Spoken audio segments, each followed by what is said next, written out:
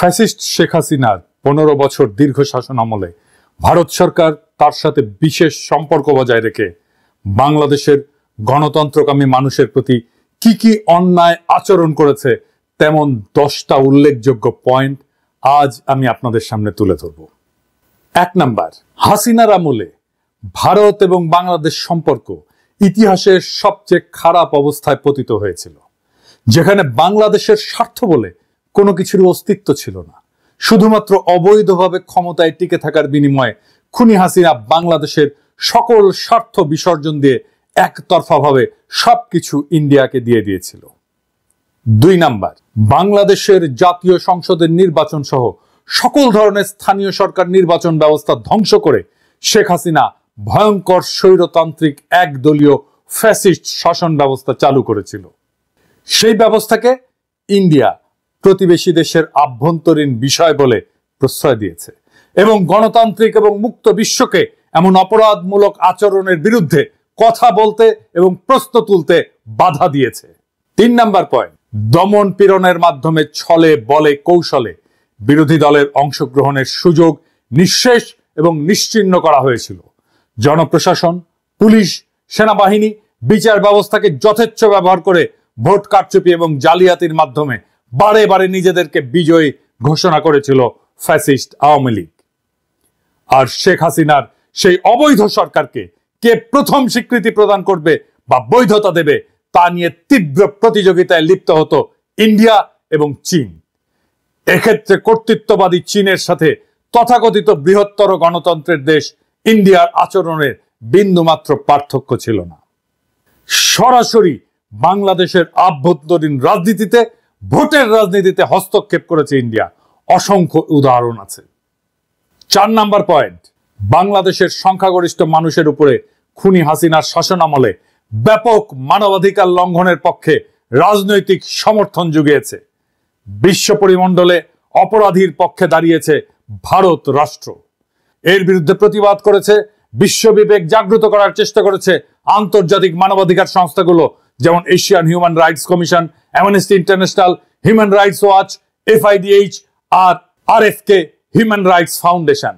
বিরোধী দলগুলো এবং রাজনৈতিক ভিন্ন মতাবলম্বীদের দমন করতে এমন হাজার হাজার নেতাকর্মীদের বিরুদ্ধে মিথ্যা মামলা মোকদ্দমা দিয়ে তাদেরকে নিষ্ক্রিয় করা হতো। শুধু তাই না, গ্রেপ্তারকৃত বিরোধী নেতাকর্মীরা হেফাজতে নির্যাতনের শিকার হতেন। অনেকে কারাগারে চিকিৎসার অভাবে এবং নির্যাতনে মারা গেছেন। বিরোধী দলীয় সমাবেশ এবং আন্দোলনের উপরে সরকার সমর্থিত বাহিনী নিয়মিতভাবেই সংঘবদ্ধ হামলা করেছে এবং সকল ক্ষেত্রেই এইসব অপরাধীরা বিচার থেকে রেহাই পেয়েছে। আইন শৃঙ্খলা বাহিনী, বিশেষ করে র্যাব এবং পুলিশ অজস্র বিচার বহির্ভূত হত্যাকাণ্ড ঘটিয়েছে। ক্রসফায়ার বা বন্দুকযুদ্ধ নামের ঘটনাগুলোতে বহু বিরোধী দলের নেতা কর্মী প্রাণ হারিয়েছে। বিরোধী দলের নেতাকর্মী, সাংবাদিক, নাগরিক সমাজের অজস্র নেতাকর্মীদের গুম করা হয়েছে এবং এই কাজে নীরব সমর্থন জানিয়েছে সব সময় ভারত রাষ্ট্র। 5 নাম্বার পয়েন্ট, সাংবাদিক এবং মানবাধিকার কর্মীদের উপরে ডিজিটাল সিকিউরিটি অ্যাক্ট ব্যবহার করে হয়রানি এবং গ্রেপ্তারের ঘটনা অহরহই ঘটেছে। মুক্ত সাংবাদিকতা এবং মত প্রকাশের স্বাধীনতাকে কঠোরভাবে দমন করা হয়েছে। সরকারের বিরুদ্ধে সমালোচনা করা ব্যক্তিদেরকে গ্রেপ্তার করা, আটককৃতদের নির্যাতনের শিকার হওয়ার ঘটনা ছিল নিত্য নৈমিত্তিক বিষয় এবং অসংখ্য মানুষকে দেশ ছাড়া করা হয়েছে। মানবাধিকার রক্ষা করতে চাওয়া ব্যক্তি এবং সংস্থাগুলোকে নিয়মিত হুমকি, নজরদারি এবং প্রশাসনিক হয়রানির মুখোমুখি হতে হয়েছে। মানবাধিকার সংস্থা অধিকারকে বন্ধ করে দেওয়া হয়েছে। শুধু রাজনৈতিক সমর্থনই না, খুনি হাসিনা সরকারের এমন সকল ধরনের অপরাধমূলক কর্মকাণ্ডে সার্বিক সহায়তা করে গোয়েন্দা তথ্য জুগিয়ে এবং নির্যাতনের নানান কৌশল শিখিয়ে প্রশিক্ষণ দিয়েছে ভারতীয় কর্তৃপক্ষ। এখনো বাংলাদেশের বাহিনীগুলোর মধ্যে ভারতীয় অফিসারেরা প্রশিক্ষক হিসেবে আছে বলে অসমর্থিত সূত্রে জানা যাচ্ছে। অন্তত 2 জনের পার্টিকুলার আমি পেয়েছি, ভেরিফাই করছি। বাংলাদেশের রাজনৈতিক কর্মী, রাজনৈতিক নেতা, এমনকি বাংলাদেশের আদালতের সাক্ষ্যকে আদালতের সামনে থেকে ছিনতাই করে গুম করে নিয়ে তাদেরকে ভারতে পাচার করা হয়েছে। বিএনপি নেতা সালাউদ্দিন সাহেবকে বাসা থেকে গ্রেপ্তারের পরে তাকে ভারতের সিমলায় পাওয়া যায়। মৌলানা সাঈদীর মামলায় আদালতের সামনে থেকে সাক্ষীকে ছিনতাই করে তাকে ভারতের জেলে ঢোকানো হয়। 6 নাম্বার পয়েন্ট, ফারাক্কা চুক্তি মোতাবেক বাংলাদেশকে যে পরিমাণে পানি দেওয়ার কথা সেই পানি পাওয়া যায়নি। শুধু তাই না, তিস্তা সহ একটা নদীরও পানি চুক্তি সম্পন্ন করা হয়নি। ইন্ডিয়া থেকে আসা সব কয়টি অভিন্ন আন্তর্জাতিক নদীতে বাঁধ দিয়ে পানি প্রবাহ আটকে ফেলেছে ভারত। সে দেশের অভ্যন্তরে বাঁধ নির্মাণের ফলে বাংলাদেশের নদীগুলো সব গেছে মরে। নদী আমাদের প্রাণ, আমাদের প্রধান যোগাযোগের মাধ্যম, জীবিকা আর প্রোটিনের উৎস, সেইটা পুরোপুরি ধ্বংস করে দিয়েছে ভারত, যা বাংলাদেশের জনগণের মধ্যে তীব্র অসন্তোষ তৈরি করেছে। 7 নাম্বার পয়েন্ট, নানা ধরনের ছলচাতুরি করে ট্যারিফ বসিয়ে ভারতের বাজারে বাংলাদেশি পণ্য ঢুকতে বাধা সৃষ্টি করেছে, আর উল্টো দিকে বাংলাদেশের বাজার ভারতীয় পণ্য দিয়ে 6 লাভ করে দিয়েছে। ফলে দুই দেশের বাণিজ্যে ভারসাম্যহীনতা দীর্ঘদিন ধরে বিদ্যমান, যা বাংলাদেশে অর্থনৈতিক অসন্তোষ সৃষ্টি করেছে। 8 নাম্বার পয়েন্ট, বিএসএফ কর্তৃক বাংলাদেশ সীমান্তে নিয়মিতভাবে এদেশের নাগরিকদের হত্যা করা ভারতীয়দের কাছে একটা কৃতিত্বের ঘটনায় পরিণত হয়েছে।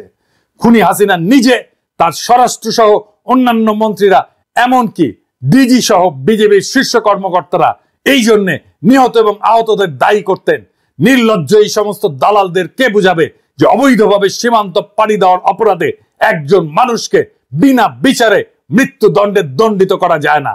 ইন্ডিয়ার এমন সকল ভয়াবহ অমানবিক আচরণ তাদের প্রতি বাংলাদেশের মানুষের ঘৃণা আকাশ স্পর্শী করেছে এবং প্রতিরোধের স্পৃহা গড়ে উঠেছে।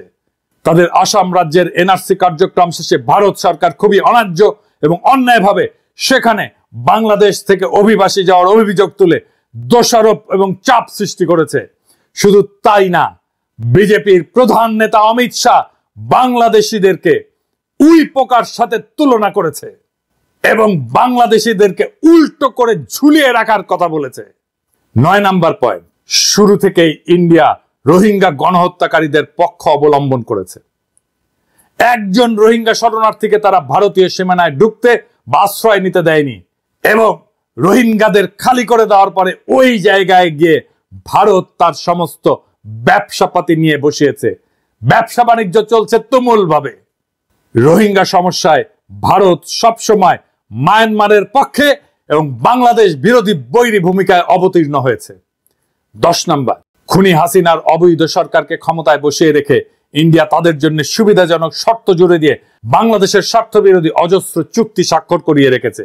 বাংলাদেশের স্বার্থ বিরোধী এমন সব চুক্তিতে ভারতের পক্ষে লাভ এবং সুবিধাজনক শর্ত লিপিবদ্ধ করা হয়েছে। ভারতের বাজারে বৈধভাবে বাংলাদেশি কর্মীদের প্রবেশাধিকার নাই বললেই চলে, আর ভারত থেকে লক্ষ লক্ষ পেশাদার বাংলাদেশে এসে চাকরি করে এবং রেমিটেন্স পাঠায় ভারতে। শুধু পানি নির্ভরতাই নয়, বাংলাদেশের খাদ্য, বিদ্যুৎ, জ্বালানি নিরাপত্তা ধ্বংস করে দেওয়া হয়েছে।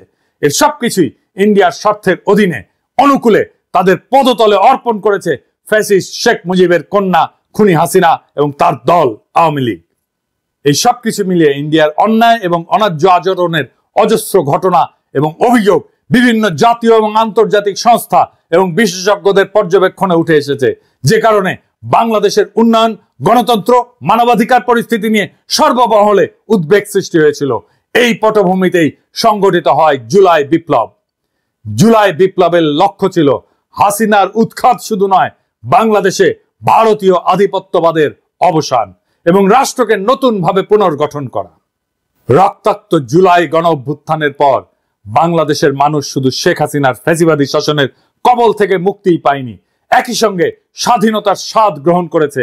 তার কারণ, জগদ্দল পাথরের মতো চেপে বসা একটা ফ্যাসিবাদী দানবীয় সরকার বাংলাদেশের মানুষের জীবন বিপন্ন করে ক্ষমতা কুক্ষিগত করে টিকে থাকতে পারছিল। তার প্রধান কারণ হাসিনাকে ইন্ডিয়ার সর্বাত্মক সমর্থন এবং সহযোগিতা।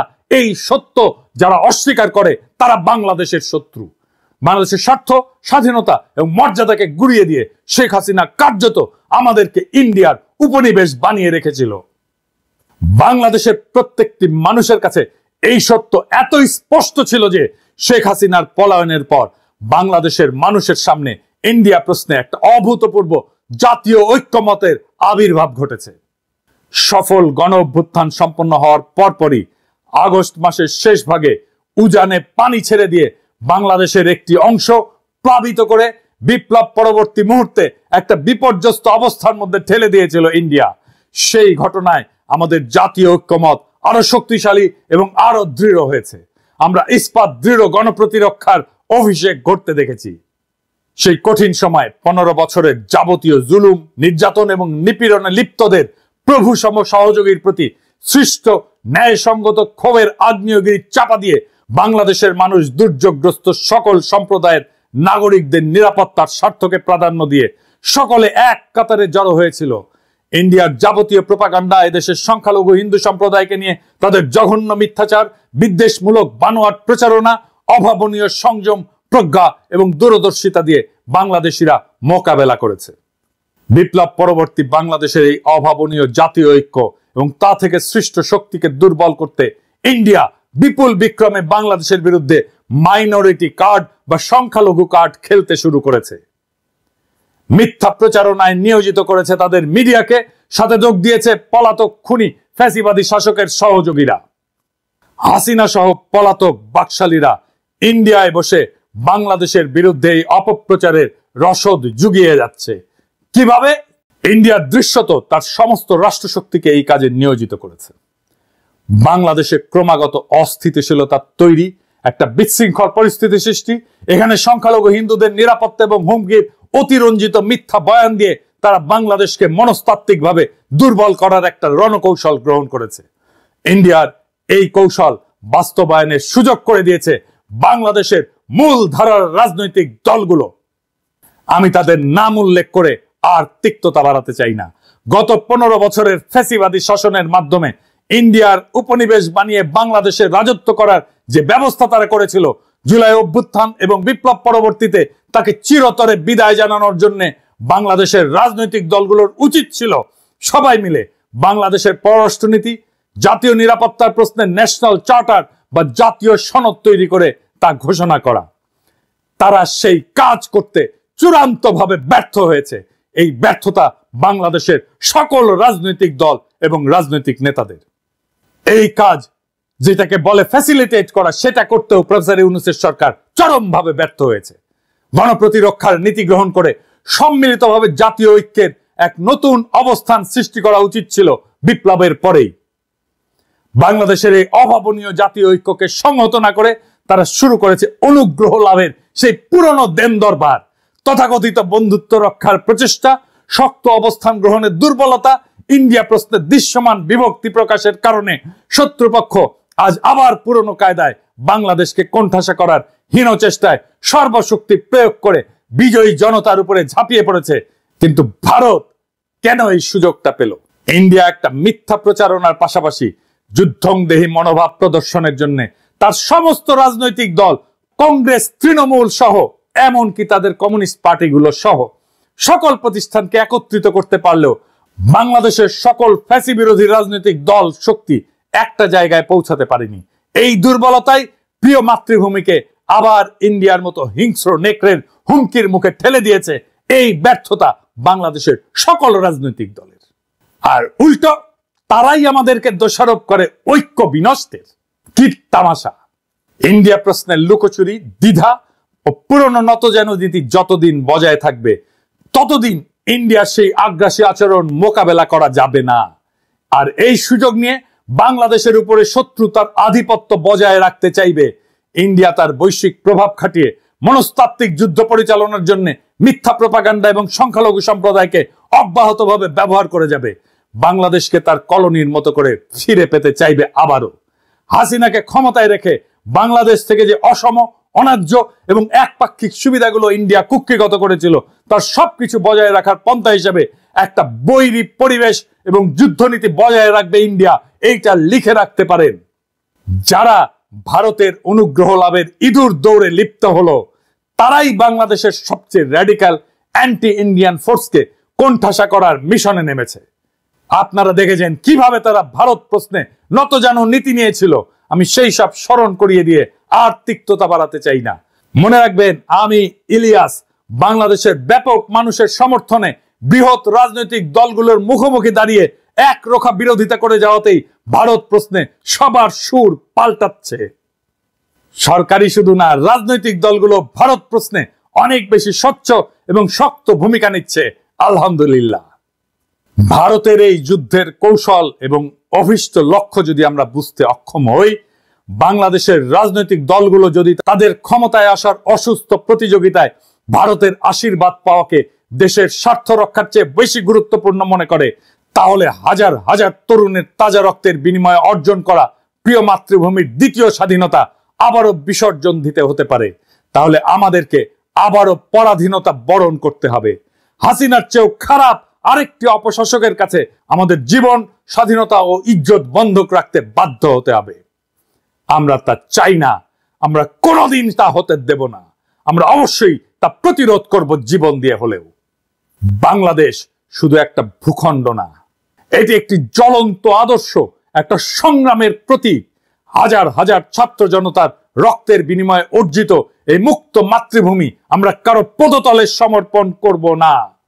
দেশবাসীকে আহ্বান জানিয়ে বলতে চাই, গণঅভ্যুত্থান এবং জুলাই বিপ্লবে অংশগ্রহণকারী সকল রাজনৈতিক দল, ছাত্র জনতার সংস্থাগুলো একসাথে বসে ভবিষ্যতের জন্য এদেশের বৈষম্য বিরোধী উন্নয়নের নীতি কৌশল নির্ধারণ, অভিন্ন পররাষ্ট্রনীতি, প্রতিরক্ষা নীতি প্রণয়ন করতে হবে। এটাই হবে আমাদের ঐক্যের ভিত্তি। দেশবাসীকে আহ্বান জানিয়ে বলতে চাই, গণঅভ্যুত্থান এবং জুলাই বিপ্লবে অংশগ্রহণকারী সকল রাজনৈতিক দল এবং ছাত্র জনতার সংস্থাগুলো বসে 3টা সনদ লিখতে হবে। কি কি?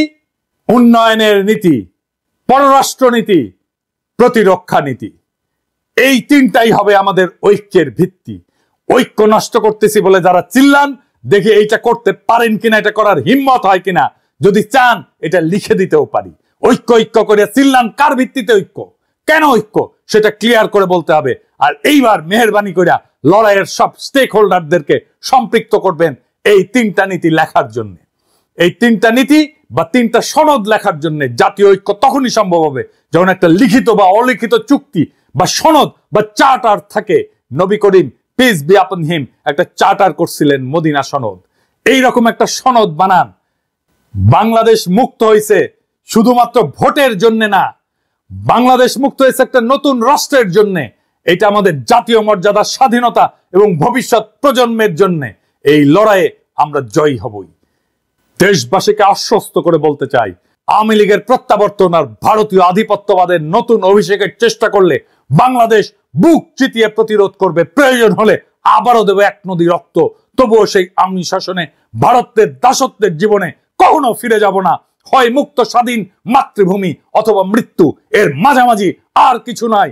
ইনকিলাব জিন্দাবাদ।